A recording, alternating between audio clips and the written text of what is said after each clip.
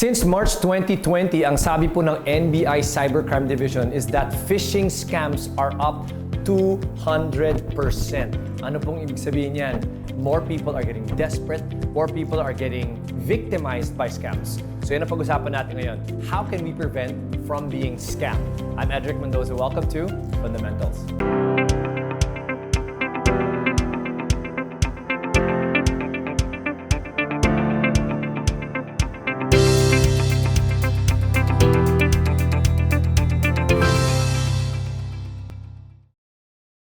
So, pag-usapan natin lang scams. Let's look at what's in a scam. How can you help prevent from being scammed? And then let's look at the real danger. What's in a scam? So, one of the most classic scams, yung tinatawag na pyramid or Ponzi scheme. Saan po ba nanggaling yan? Itong Ponzi scheme comes from a man named Charles Ponzi, an Italian-American in the 1920s. Gumawa siya ng investment. Ang tawag niya something like international mail coupons. Yan po ang investment. And if you put money, you will get 50% return in a few months. Napakaganda nun, di ba? 50% return in a few months. So people were scammed. How do Ponzi schemes or pyramid schemes work? Bakit ba pyramid? Para lang malinaw po, pyramid is not the same as pyramid or network marketing. That's very different. Yung networking at saka yung pyramid scheme, ang pagkakaiba niyan is network marketing is a legit business. Now, it's not for everybody, right? You always have to have the skills and the time and the energy, but it's legit because these companies will be registered on the SEC, and you can now see that, okay, what they're doing is, it's a marketing technique. It's a way of selling. A pyramid scheme or scam is a system where sa taas ng pyramid, yung promoter, yung scammer, will say something like international mail coupons. Or let's make it localized. In the Philippines, one of the bigger scams that I also got to cover in the personal finance world was the one of the Aman Futures, where one church gave away 3 million pesos. Church po, nakakagulat. So here's the anatomy of the scam, a pyramid. The scammer will create an investment and will now talk about it. And as they talk about it, the first set of investors, kukunin niya yung pera nila at mangangako ng mataas na return. Halimbawa, with that Aman Future scam, the information I had was, for 1,000 pesos, you will get 20% return in 2 weeks. Ang ibig sabihin po niyan, if you give your money today, 1,000, in 2 weeks, how much will it be? 1,200. So, nagsimula ang mga tao, okay, try ako. Nakita na lang pumasok. The way that the scam works is I will get your 1,000 pesos and then in 2 weeks, I will just take from the 1,000 pesos and give you 200. So parang, uy, kumita yung pera ko. Hindi nyo alam, ang binigay ko is actually your money back. And as more people are like that, because there's more money for me now, there's more money I'm giving away. But there's still so much I'm keeping. Until someone starts to pull out, ay, ayoko na dyan sa investment. At pag nakita ko, naku, medyo malaking nag-pull out na ito, and it will affect the money I have, or maybe everybody's money kasi hindi na ako makapagbigay ng pera sa kanila, I will run away.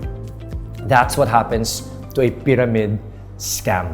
From the top, first level of people, and then they start spreading the news, tapos parami ng parami yan, ano? Until the point where they say, you know what, I'm out, I've either made my money, or it's getting dangerous, or they're gonna clamp down, I'm out. Ponzi scam. Pyramid scam. Ganyan po yan. So here's the things you need to watch out for, whether it's that type or any other type. If you will hear high return, guaranteed, quickly, what do I suggest you do? Don't just walk away. Run away. High returns, guaranteed, quickly, don't even entertain it. Run away. Otherwise, you just might get scammed. Kasi, and this is the words of the Deputy SEC Commissioner who was my guest when we were doing this feature on the Aman Future. Sabi niya, ang Pilipino, ang problema sa atin is we often trust the singer more than the song. Eh, sabi kasi ni ganun, okay daw eh. Hindi ko naman alam ano yung mga investment na yan eh, pero okay daw eh. Nakita ko na may bago siyang kotse, bagong relo, bagong tricycle. In their case, it was a new tricycle, bagong kalabaw, bagong sari-sari store, nadali.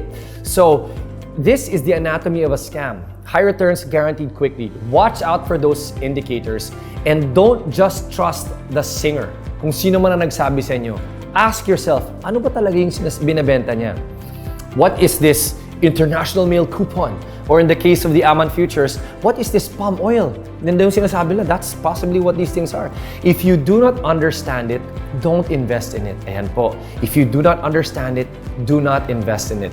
Remember what I've shared even in our past episodes, investigate before you invest. What often happens to a person is they don't have enough information, they put their money in and then out. So that is how we can now frame it. This is the anatomy. How do we prevent ourselves from getting scammed? Get the information. Find out. You don't need to become an expert in investing or in the investment product. Pero kung hindi mo maintindihan, if you do not understand it, don't be proud. Don't pretend. Don't invest. You need to understand it. Don't have to be an expert, but kailangan maintindihan mo, ano ba talaga ito? Ito stocks, okay, kaya ko pasukin ito. Pero ito mga international coupons or kung ano man naman, be careful about that. Another thing, these phishing scams, people will get information from you either through online, right? They will send you emails or text messages, or it could be a call and people are asking for information or trying to fish it or get it from you. A way to prevent that from happening would be the same thing. Information is key. So, if it's an email, if it's something like that, and you don't know who the person is sending it is to, that's sending it to you from, find out and say, okay, kung totoo talaga ito, if it's really a legit claim, let's find out. Let's find a way to understand who it is that is actually sending this email. If you don't know who it is, if the email address looks suspicious, don't respond, don't click. If it's now a call and a person is saying that they're from this company or that company, if you don't know the company, call them back. If you know the company and you're just not sure, what I would do is I would call them back. If it's that important, they would actually tell you and say, okay, I can call you back. That's what I've been able to do. If someone is saying, sir, this is from XYZ company and it sounds like a legit company, we need to get details about your credit card or your birthday or any other thing, and parang this seems weird, I will say, you know what? Call me back. Because if it's really important, they will call me back. And as they try and call me back, ako ngayon natatawag. I will call company XYZ and ask them, are you getting this information from me? Why? And if that is legit, then when they call me back, I can give the information. Those are ways you can prevent it. Use your common sense, but also investigate. Sometimes it might not be common, so investigate. Find out what these things are instead of rushing into it. That's what I suggest. So, ano ba pinag-usapan natin ngayon? In being able to avoid a scam, we look at what's in the scam. Be careful of those signals. Number 2, how can you avoid the scam? Make sure you get information.